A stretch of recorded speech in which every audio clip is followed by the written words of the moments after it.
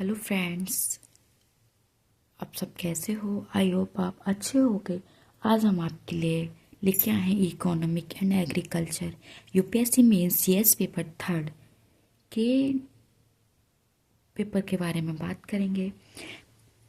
Topic है हमारा कृषि तकनीकी मशीन पशुपालन से संबंधित अर्थव्यवस्था है। हमारे ये पाठ्यक्रम पुस्तक में हम देखते हैं कि प्रौद्योगिकी मिशन एवं पशुपालन संबंधी अर्थव्यवस्थाओं के बारे में बात करेंगे, जिससे ये संबंधित हम कुछ क्वेश्चन को देखेंगे जो हमारे प्रीवियस ईयर क्वेश्चन पेपरों में देखने को मिले हैं। पेपर है हमारे ग्रामीण क्षेत्र में कृषि तथा रोजगार और आय का प्रबंधन करने में पशुधन पालन की बड़ी संभाविता है। भारत में इन क्षेत्रों की प्रोन्नति करने के उपयुक्त उपाय सुझाते हुए चर्चा कीजिए।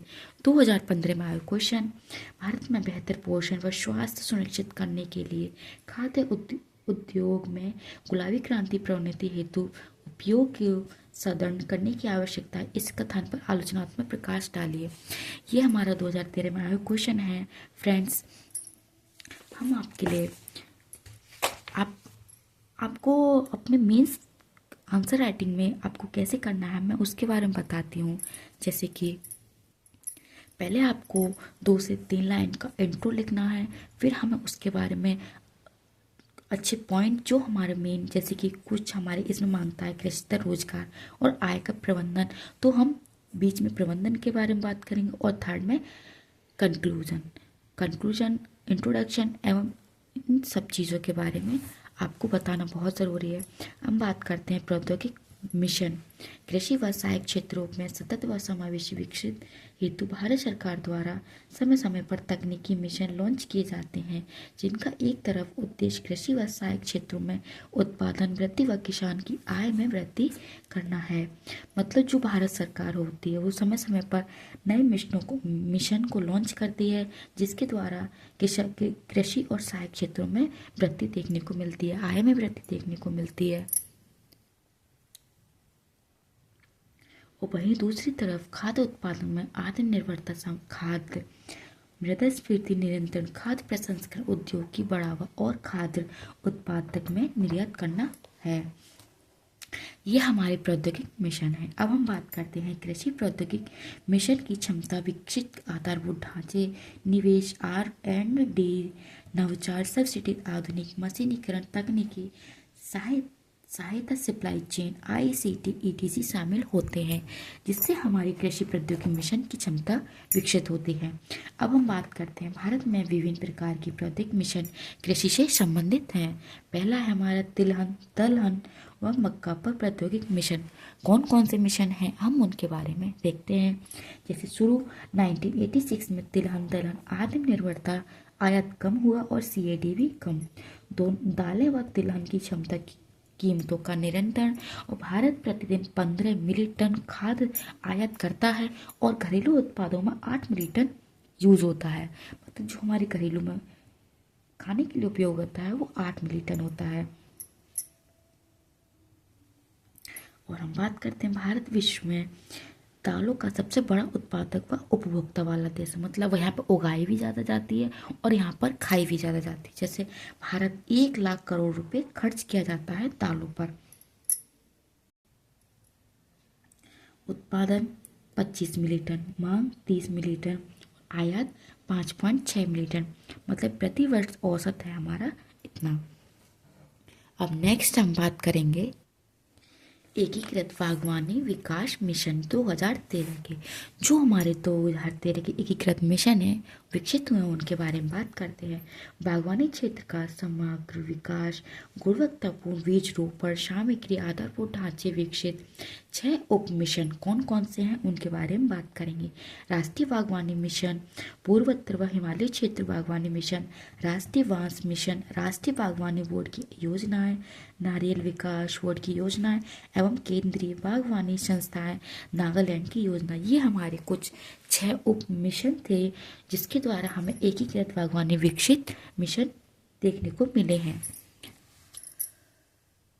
अब हम बात करते हैं कृषि विस्तार व प्रौद्योगिकी पर राष्ट्रीय मिशन 2014।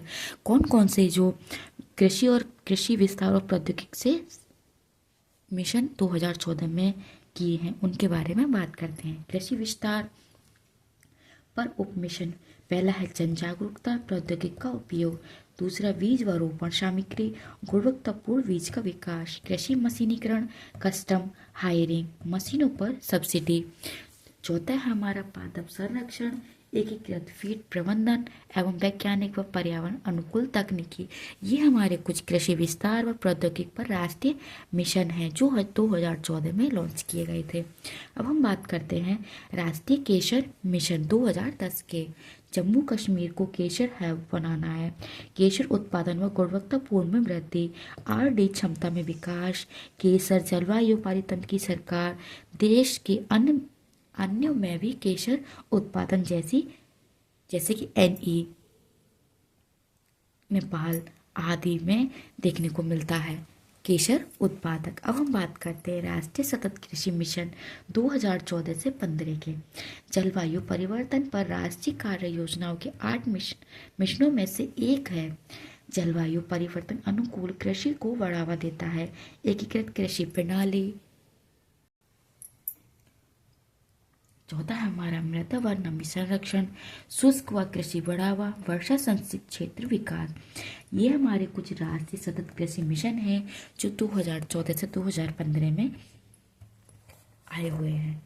अब हम बात करते हैं हरित क्रांति कृपोन्नति योजना। कृपोन्नति समग्र व वैज्ञानिक तरीके से कृषि उत्पादन में वृद्धि। जो हरित क्रांति द्वारा होती है उसके वैज्ञानिकों द्वारा वैज्ञानिक के तरीके से जो कृषि में उत्पादन होता है उसमें वृद्धि देखने को मिली है। दूसरा, केंद्रीय प्रायोजित अविरल योजना 2016 से 17 में 11 योजना मिशन शामिल की गई हैं। पहली हमारी बागवानी के लिए एकीकृत विकास मिशन। दूसरा, राष्ट्रीय खाद्य सुरक्षा मिशन। सतत कृषि के लिए राष्ट्रीय मिशन। एवं चौथा है कृषि विस्तार पर उप मिशन। पांचवा है बीज व पौधे रोपण, कृषि मशीनीकरण उप मिशन। और सातवां है पौधे संरक्षण। आठवां है कृषि करना। नवा है कृषि सहयोग पर एकीकृत योजना है। कृषि विपणन ई गवर्नेंस योजना है। हमारी जो कुछ 11 योजना है हमने उनको एक बार पढ़ लिया, हम उनके बारे में बताते हैं। बागवानी के लिए एकीकृत एक साथ विकसित की हुई मिशन होते हैं। राष्ट्रीय और खाद्य सुरक्षा के मिशन, कृषि के द्वारा सतत समावेशी मिशन, कृषि विस्तार में उप मिशनों का निर्माण, बीज को बोना, रोपण करना और कृषि मशीनीकरण उप मिशन। जो मशीनीकरण के द्वारा कृषि की जाती है उनमें देखने को मिली योजनाएं। पौधे संरक्षण करना, ये हमारे कुछ हरित क्रांति कृपोन्नति योजनाएं हैं जो इनके द्वारा हमें काफ़ी लाभ देखने को मिला है। पशुपालन संबंधी अर्थव्यवस्थाएं, मतलब जो हमें पशुपालन से हमें क्या क्या संबंधी अर्थशास्त्र देखने को मिलते हैं हम उनके बारे में बात करते हैं। पशुपालन से डेयरी उद्योग 100 मिली प्लस रोजगार देखने को मिले हैं। और पशुपालन क्षेत्र सामाजिक आर्थिक न्याय, आय वृद्धि व महिला क्षेत्र में सशक्तिकरण में योगदान भी देखने को मिला है, जो हमारे एक अर्थशास्त्र में समस्या सुलझाने का उपाय है। ग्रामीण सतत व समावेशी विकास, जलवायु परिवर्तन व कृषि आय संकट में सुरक्षा, मतलब जो पशुपालन से हमें जलवायु परिवर्तन और कृषि आय में सुरक्षा संबंध देखने को अच्छे मिलते हैं। अब हम बात करते हैं कृषि के साथ साथ विकसित व कृषि का सहयोग क्षेत्र, मतलब कृषि द्वारा एकीकृत कृषि विकास मिशन देखने को मिला है, जिससे हमारे पशुपालन से कुछ आर्थिक संबंधी समस्याएं हैं वो ठीक होती हैं, जैसे कृषि, जैविक खाद, बुवाई, परिवहन, ऊर्जा से हमें पशुपालन से प्राप्त होता है, जिससे हमें आहार, पौष्टिक और चारा कृषि द्वारा हमें द्वारा पुनः निर्मित हो जाता है। अब हम बात करते हैं भारत में 55% ग्रामीण भूमिहीन व 85% से अधिक लघु व सीमांत किसानों की वैकल्पिक सतत आय का प्रमुख हिस्सा पशुपालन क्षेत्र ही है। मतलब जो भारत में 55% जो ग्रामीण भूमिहीन व 85% से अधिक जो लघु किसान हैं वही हमारे किसानों के पशुपालन के क्षेत्र में आते हैं। ग्रामीण आजीविका व रोजगार सुनिश्चित। कोविड-19 के दौरान के बाद में इस क्षेत्र का महत्व और अधिक बढ़ गया है।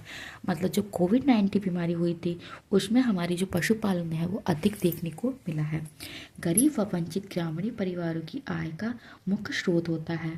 और आर्थिक व सामाजिक न्याय, मतलब जो हमारे किसान होते हैं, जो गरीब होते हैं, उन्हें पशुपालन से काफ़ी अच्छे आय मिलती है।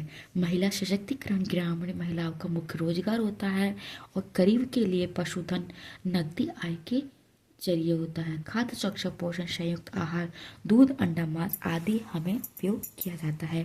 पशुपालन क्षेत्र की चुनौतियाँ, मतलब जब हम पशुपालन पालते हैं तो हमें क्या क्या चुनौतियाँ देखने को मिलती हैं, हम उनके बारे में बात करेंगे। पहला है जलवायु परिवर्तन। वैश्विक तापमान में वृद्धि अधिक होती है। संक्रमण, बीमारियां, प्रजनन क्षमता व उत्पादन को प्रभावित करता है, जिससे हमें बीमारी और संक्रमण देखने को मिलते हैं। संक्रमण लम्पी वायरस 2022 में पशुधन संकट, दूध उत्पादन में कमी आई है। निम्न उत्पादकता अन्य देशों की तुलना में कम है। अपर्याप्त पशु चिकित्सा सेवा व रोजगार, रोगों में नियंत्रण, विदेशी प्रजातियों की प्राथमिकता, विशेषकर गाय आदि के कारण स्वदेशी नस्ल सुधार की समस्या, आवास, पशुओं की संख्या में वृद्धि की गई है।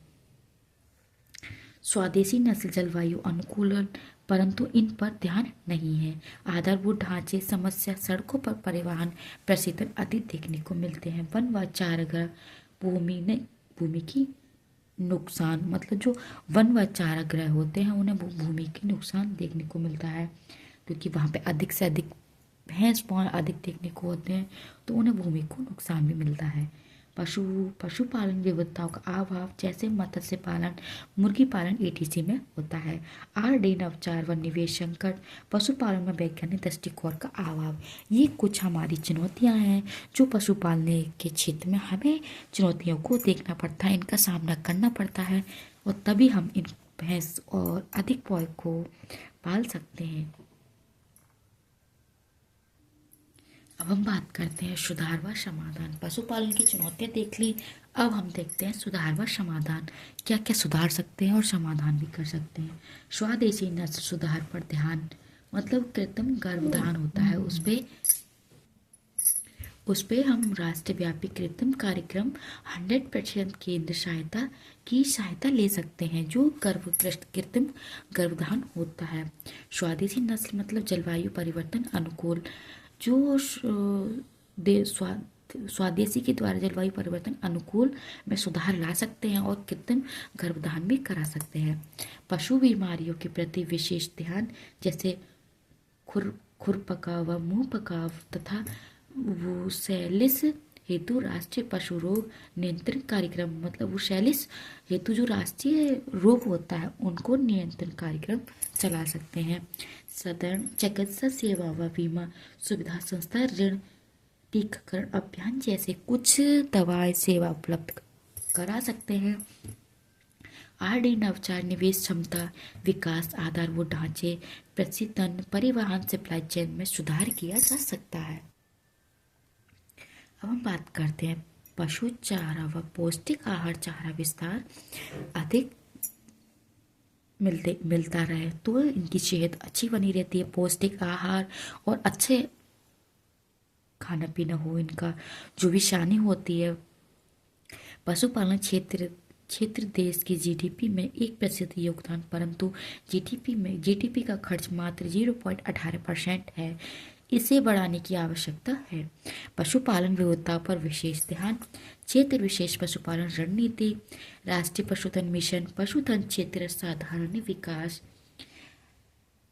में सुधार और समाधान की आवश्यकता है। राष्ट्रीय गोकुल मिशन 2014, पशुपालन अवसंरचना विकास हेतु कोष सुधार एवं समाधान, आत्मनिर्भर भारत अभियान, 15 करोड़ निवेश, दूध मांस प्रसंस्करण क्षमता अधिक और उत्पादन भी अधिक और सप्लाई भी किया जा सकता है। सप्लाई चेन, कृषि उत्पादन में निर्यात, $CADC में कमी, उद्योग में प्लस रोजगार और कृषि व पशुपालन स्टार्टअप्स को बढ़ावा। ये हमारे कुछ सुधार व समाधान के कुछ पॉइंट हैं जो हमारे मेंस के आंसर राइटिंग के लिए बहुत इम्पोर्टेंट है, जिससे हमें टू द पॉइंट अपने पेपर के आंसर को क्लियर कर सकते हैं।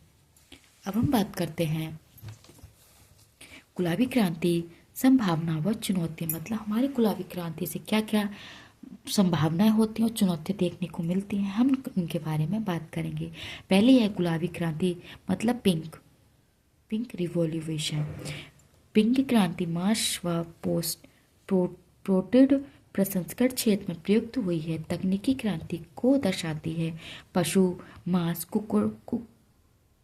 कुक्कुट पालन, मत्स्य पालन, सुअर पालन, झींगा पालन, एटीसी क्षेत्र का विकास होता है। अब हम बात करते हैं संभावना व लाभ, मतलब जो हमारी गुलाबी क्रांति से क्या क्या संभावना और लाभ देखने को मिलते हैं, हम उनके बारे में बात करेंगे टू द पॉइंट। भारत पशुपालन दृष्टिकोण से विश्व के प्रमुख देशों में शामिल है। भारतीय मांस विदेशों में अधिक निर्यात होता है। भारी संख्या में रोजगार, किसानों की आय में वृद्धि और भारत की भौगोलिक व जलवायु में विविधता, खान पान विविधता, घरेलू मांग में अधिक बढ़ोतरी देखने को मिलती हैं। और ये हमारे कुछ लाभ के एवं संभावनाओं के पॉइंट हैं। अब हम बात करते हैं चुनौतियाँ। हमारी गुलाबी क्रांति से क्या क्या चुनौतियाँ देखने को मिलती हैं, हम बात करते हैं। 90% से अधिक असंगठित क्षेत्र, मांस परिवहन व सप्लाई चेन की वांधा, खाद्य पदार्थ जल्दी खराब, मांस उत्पादन में वैश्विक मनवेग के अनुसार स्वच्छता का अभाव होता है। चुनौतियाँ देखने को मिली हैं। सामाजिक व धार्मिक मुद्दे, विश्व में पशुधन पालन में टॉप पर है, परंतु उत्पादक निर्यात से चुनौतियों में शामिल होता है। कमजोर वैश्विक भागीदारी है। ये हमारी कुछ चुनौतियां हैं जिससे हमें ये देखने को मिलता है कि हमें कितने % की क्षेत्र की आवश्यकता है और ये हमारा पशुधन टॉप पर आता है। सामाजिक आर्थिक मुद्दे। अब हम बात करते हैं नीली क्रांति मत्स्य पालन। नीली क्रांति मत्स्य पालन के बारे में बात करेंगे। भारत सरकार केंद्रीय क्षेत्र की योजना मत्स्य पालन को समायोजित विकास, मछुआरों का सतत समावेशी विकास, क्षमता निर्माण, जागरूकता, संस्थागत ऋण बीमा किया जाता है। अंतर्देशीय व समुद्री मत्स्य पालन में आधुनिक तकनीकी का प्रयोग, मत्स्य उद्योग में AIICT भौगोलिक सूचना प्रणाली प्रयोग, PM मत्स्य संपादक योजना सितंबर 2020 में मछुआरों हेतु। A 20,000 करोड़ की व्यवस्था। B मत्स्य उत्पादन प्रति वर्ष 10% वृद्धि हर दर हासिल करना होता है। C 2024 से 25 में 70 लाख टन मत्स्य उत्पादन का लक्ष्य होता है। और D 55 लाख लोगों की प्रत्यक्ष अप्रत्यक्ष रोजगारी। E अवसंरचना, फिशिंग, हार्वर्स, प्रशिक्षण व बाजार पर ध्यान केंद्रित किया जाता है। फ्रेंड्स, ये हमारी नीली क्रांति के कुछ पॉइंट है जो हमारे लिए मेंस के आंसर राइटिंग के लिए इम्पोर्टेंट भूमिका निभाता है। यहाँ से यहाँ तक ये बहुत इम्पोर्टेंट पॉइंट हैं। आप सभी को नोट्स कैसे लगे कमेंट सेक्शन में बताना एंड वीडियो को ज़्यादा से ज़्यादा लाइक करना, शेयर करना एंड सब्सक्राइब करना ना भूलें। फ्रेंड्स, मैं आपके लिए एक बार दिखा देती हूँ ताकि आपके लिए ठीक से दिखे, अच्छे से नोट्स बना सकें आप।